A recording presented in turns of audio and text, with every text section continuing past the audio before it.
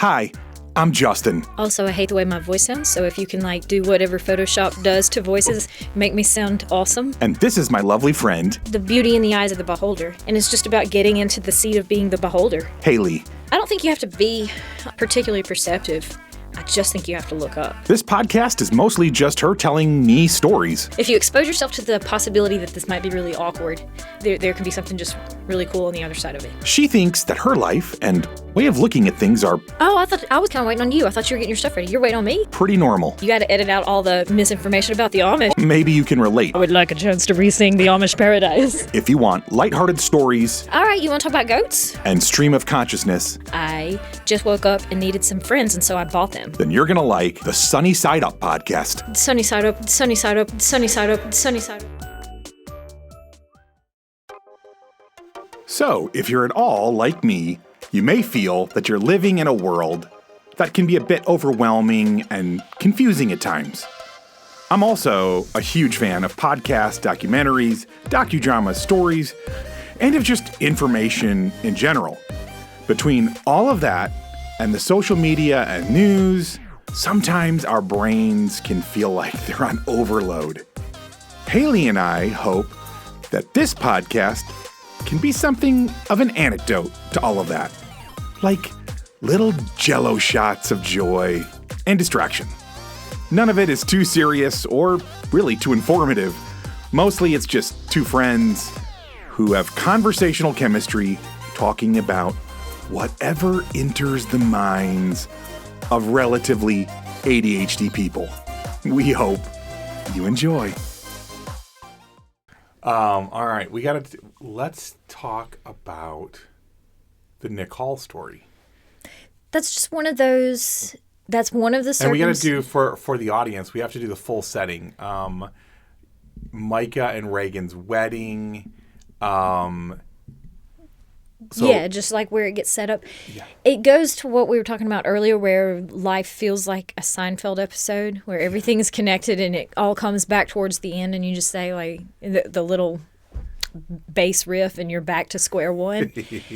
But yeah, so here I drive to Atlanta to a wedding for Reagan and Micah, and one of the, what do you call the male bridesmaid? What is Brides? Is it bridesgrooms or bridesmaids? Bridesmen? Bridesmen. Bridesmen. Yeah, I liked it nonetheless. Like the way they had their setup looked good. But anyhow, Nick was part of the wedding party, and we made friends here, and I realized that he was connected to Mississippi politics. So whenever I got home, I asked if he might want to be a guest speaker in our government class, and he's like, no problem. And you teach American government at a junior college, at a community college. Nice. So he shows up, and by the way, absolutely fantastic in front of a group. He was gracious with their questions, provided fantastic information, and it was a really good day.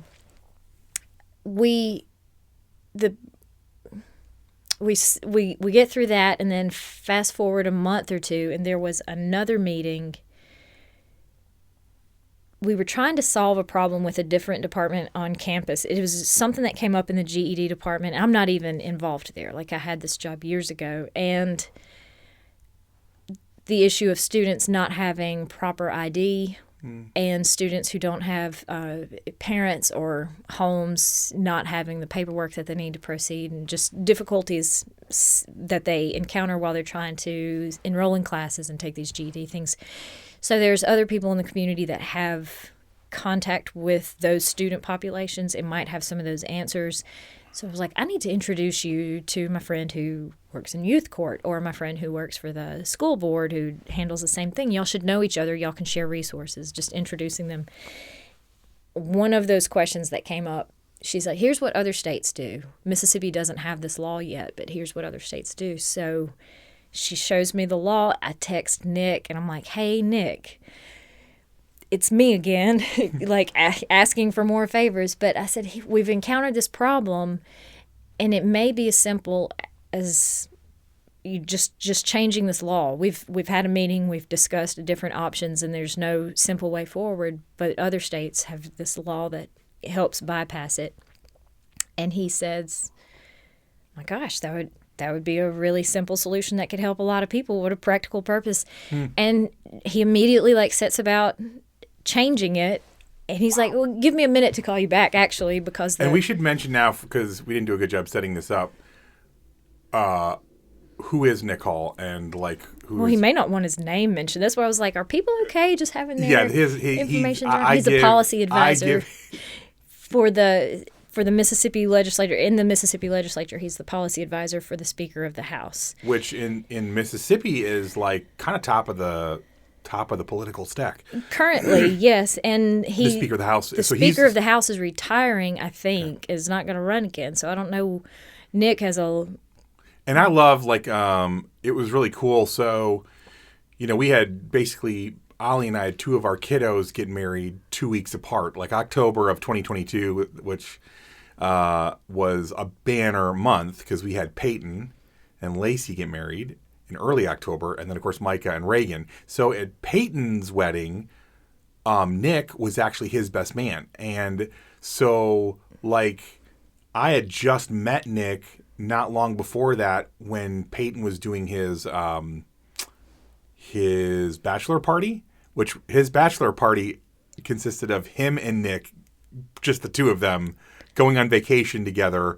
I can't even remember where, and just hanging out. They have a really cool friendship. So that's how I get to know Nick. And Nick is, he's a really, really remarkable young man, only child, very... he simultaneously has ambitions to do things, but in the most clear-headed and... He's sincere. He's a very authentic person. Right, yes. His future... he genuinely wants to help people. Yeah. Which everybody always talks such crap about politicians, which it's hard to defend some of them. He is truly the guy... you wouldn't even have to agree with his politics, and you'd be like, this is the squeakiest clean...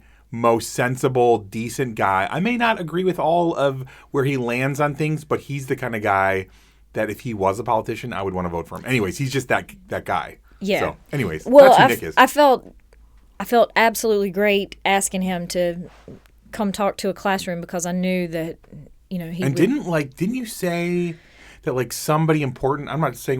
No. Yes. Gosh, it was not somebody important. We're there, and I knew I wasn't going to have to stand in front of the class. So I'm wearing, leggings and a sweater or something because I'm just going to be... This is back to the story of when you asked Nick to talk to your class. when he's coming to talk to the class, and in walks the president of the college. And who didn't know Nick at this time? No, one of the people in his office is good friends with Nick, and Nick was staying with him. And so he just told him he was going to be there, and the president of the college immediately understood the political connections and how, this is somebody I should meet, but also to honor the guest for coming. Yeah, for sure. And he just walks in with a cup of coffee and takes a seat on the front row. This, by the way, is my first semester teaching on this college campus, and it was my first time seeing him since I'd started teaching there. I've seen him. He's a parent. I'm a parent. We'd be at show choir functions or whatever in the past, but yeah. So, he sits in there, and then fast forward the couple of months later, whenever I'm texting him saying, hey, we have this problem, it sounds like a simple enough solution, but it's going to take a law to make it happen. He's like, hold on a second, and I'll give you a call.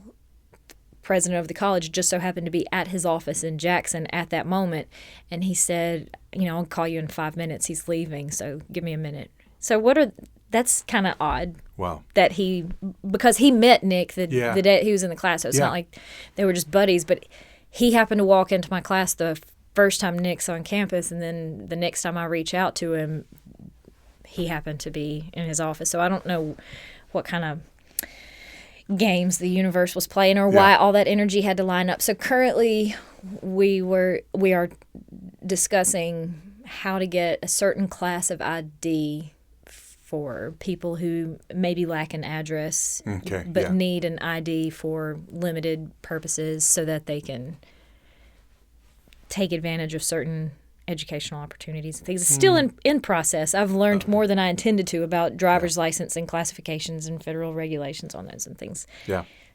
But that's, you come just to show up to a wedding and you walk away with a connection to the arguably most powerful, the right-hand man to the arguably most powerful guy in the Mississippi political world who can potentially help make the lives of, it sounds like, students that are, what do they call that? It's not exactly homeless, but it's like where you're housing unaccompanied minors. Okay, but like it's like, what do they call that when you're like your housing is unstable, you're unsure. It's like they don't quite call it homeless. There's like an in between. Just like a home insecure. I don't. Yeah, home insecurity. I think it might be something like that, but it is. There's like a fancy term for that. Yeah, I just think that's super neat, and I think it's also super hilarious. Other side note, that you come from Mississippi to Atlanta to meet someone from Mississippi. From my hometown. From your hometown. Yeah. The timeliness of that was what was interesting. And I guess that's coincidence or whatever. But it's like you meet this person and then it's not, a month later that you say, hey, sorry to bug you, but I think us meeting actually might be a solution to a problem that's come up. Just in time. I wouldn't have had a solution or even a suggestion to make in that meeting if it hadn't happened. So timely. Very timely. Keep bringing your friends around for me to meet. Same. We love your friends. Hello, lovely friends. Thank you so much for hanging out with us.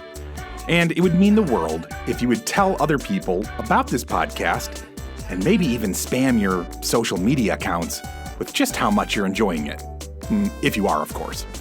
Also, commenting and rating us on whatever platform you're downloading or streaming from is incredibly helpful to a little startup podcast like this one. On the other hand, if you are dissatisfied with your listening experience, please leave all of that hate on someone else's podcast. Just maybe to confuse them a little bit, right? But most of all, we hope you keep looking up and looking for the sunny side of life.